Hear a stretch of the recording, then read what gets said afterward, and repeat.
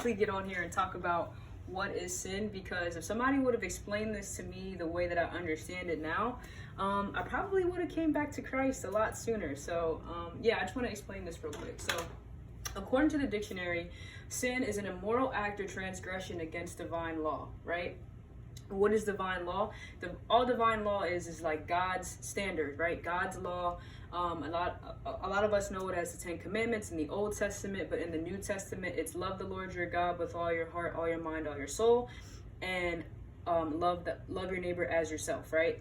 So divine law is God's law for how people should live their lives. And then there's God's standard, and then there's the human standard, right? So we as humans, we can't live up to God's standard because of our flesh, because we're human, and in our fallen nature we can't live up to these laws, so we end up sinning.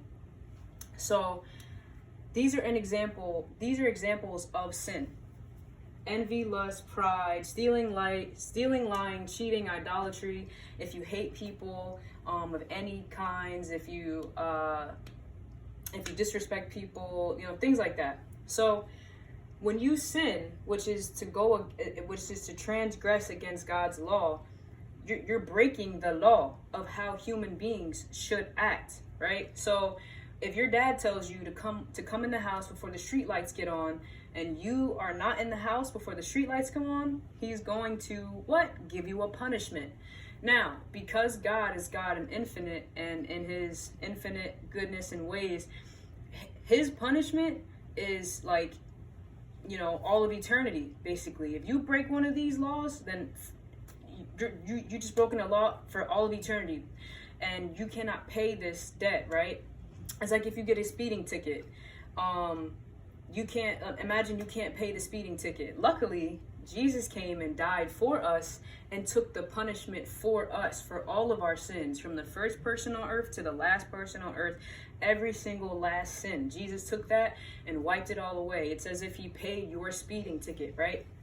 But when you sin, which is to go against God's commands, not only do you end up hurting him in the process, so you hurt God by sinning, you also hurt somebody else.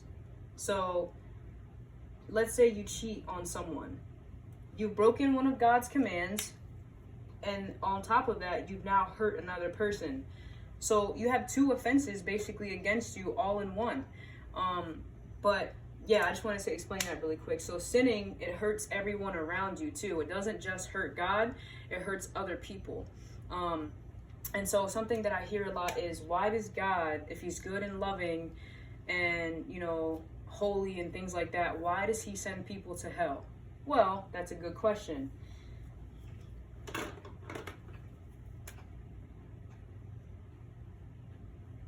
The Spanish word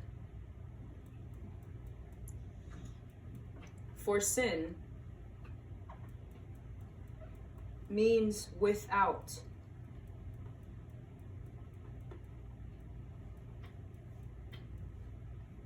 So when you choose to sin, right, there's a difference between willful sin and sin of the flesh.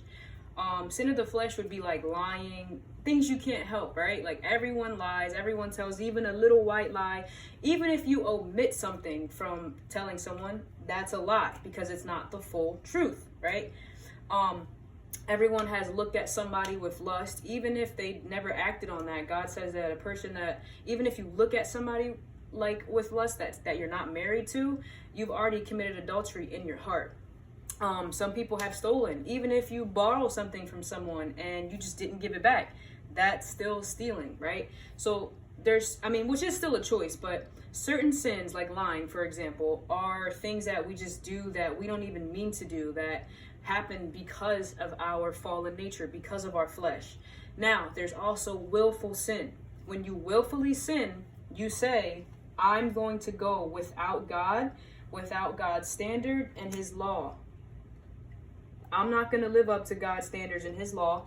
I'm going to live up to my own, right? My human standard. I'm going to be my own God. That is what a lot of us have been programmed to do through the culture today. a lot of us have been programmed to be our own gods, right? To do our own thing, to live up to our own human standards. So essentially what you're saying is, I'm choosing to be without you, God.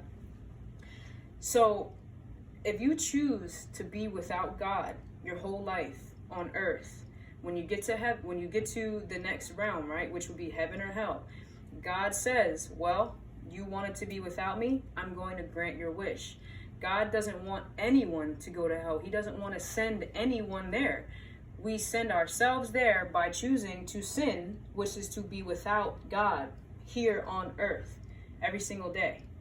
But if you recognize, you know what, I'm a sinner and I cannot pay this debt because I've transgressed against the law, I've sinned, and I sin every day, and I'm going to sin until the day I die. Maybe not willfully, but some things that I can't even help that I'm doing. And I realize, like, you know what, yeah, you know, I need someone to pay this debt. Well, Jesus paid the debt. And Jesus is the only way to get to heaven. Not through your good works, not through trying to be a good person, because you cannot get to heaven on good works. And that's that could be a whole nother topic. But I really wanted to break down sin and the law and God's standard, and why, if you choose to sin, which is to be without God, if you choose to sin, well, you're choosing the rest of your eternity as well, because God just grants your wish. So to sin is to be without God. It's to go against God and what he wants and his law and his standards, and to do your own thing, essentially to be your own God. So yeah, thank you for watching. Don't forget to like, comment, share, subscribe. Share the video if you care.